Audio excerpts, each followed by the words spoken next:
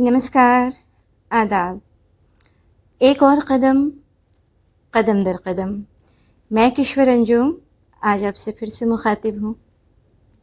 हमारी ज़िंदगी कितनी मसरूफ़ हो गई है ना, कितनी व्यस्त हो गई है।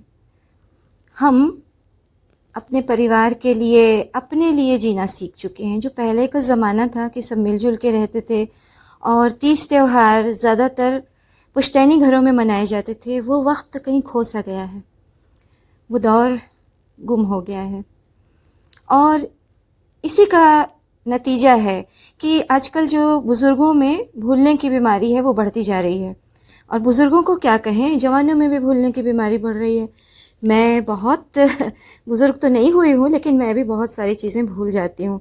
शायद जो हमारे दिलों में तनाव रहता है या जो हम किसी से शेयर नहीं कर पाते हैं, मन मन में घुटते रहते हैं। सिंगल परिवार हो चुके हैं, पति पत्नी और उनके बच्चे। बहुत कम ही हम अपने रिश्तेदारों से मिल सकते हैं, मिल पाते हैं। ज़्यादा दिन तक साथ रहने का तो सवाल ही नहीं उठता, क्योंकि हर कोई अपनी अपनी ज़िंदगी में मशगूल है, किसी को किसी के लिए वक्त नहीं है। मैं यही सोच रही थी और मुझे याद आया, मेरी बड़ी माँ यानी मेरी मम्मी की बड़ी बहन, वो 75 साल की जब थी, तो धीरे धीरे धीरे करके उन्होंने अपना तवाज़ुन जो था दिमाग का, वो थोड़ा सा खो दिया। वो भूल गई थी, उनको कुछ याद नहीं रहता था।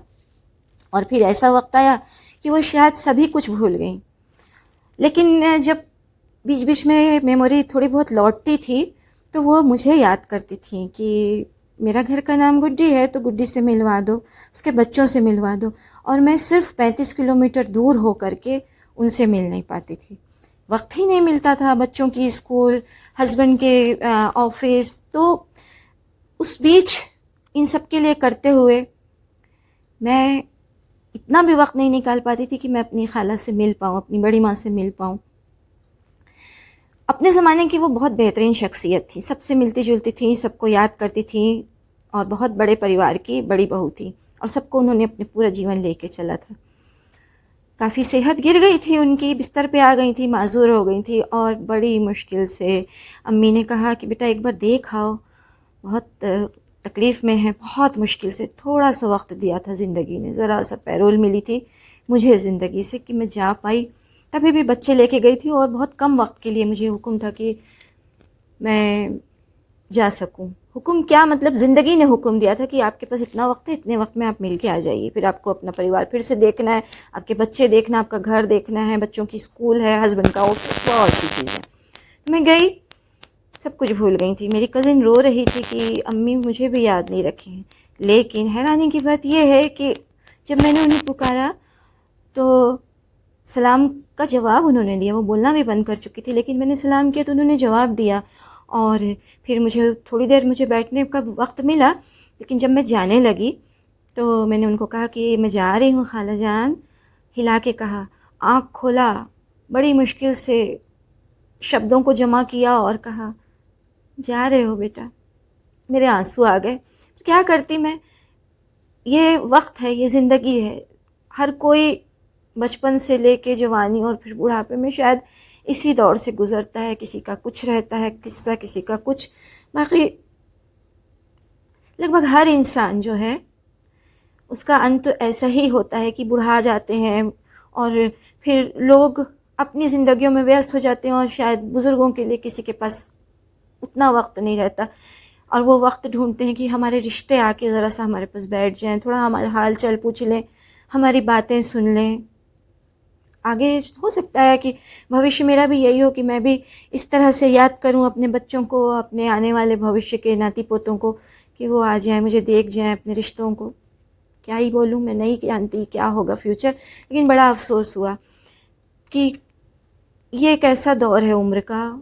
अभी मेरी मदर इन लॉ, वो भी ज़ईफ़ हो गई, नहीं रही, लेकिन उनके साथ भी यही किस्सा था कि सब बच्चे क्लास 1 अफसर, लेकिन सब अपने में व्यस्त। वो इलाहाबाद अपना पुश्तैनी शहर छोड़ी नहीं और वहीं पे चली गई मुल्के अदम। मैं सोचती हूँ कि कल को जब मैं भी बुज़ुर्ग हो जाऊँगी, याद करूँगी अपने रिश्तों को, तो क्या मेरे रिश्ते मेरे पास आ पाएंगे? सब अपनी अपनी ज़िंदगियों में इतने मसरूफ़ ना हो जाएं कि अपनों को भूल जाएं, अपने रिश्तों को भूल जाएं, और जो याद करते हैं, जो हमसे प्यार करते हैं, हमसे मोहब्बत करते हैं, वो यही तड़प के मर जाएं कि हमारे अपने हमें देखने आएंगे, हमसे मिलने आएंगे। आज मैं आपको अपनी एक कविता सुनाऊंगी। अभी हमारी एक पुस्तक आई है त्रिवेणी, उसमें से। आज कहानी नहीं, आज कविता सुन लीजिए। गौर करिए कि मैं जो सोचती हूँ, या शायद हम सब सोचते हैं कि कभी कभी हमारा कुछ दिल करता है, तो कभी कभी मेरा जो जो दिल करता था, या जो भी स्त्रियों का कभी कभी दिल करता है, उसको मैंने शब्दों में गूंथ दिया, एक कविता बन गई।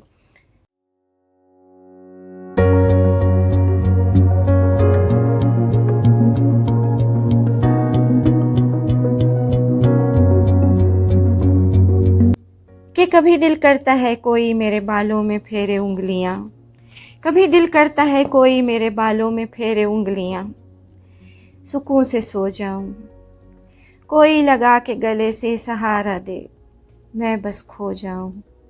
क्योंकि मेरा वजूद बेल है, मेरा वजूद बेल है, मुझे सहारे को मिले अगर दरख्त, मैं आसमां को छुआऊं, सुकून से सो जाऊं, सुकून से सो जाऊं।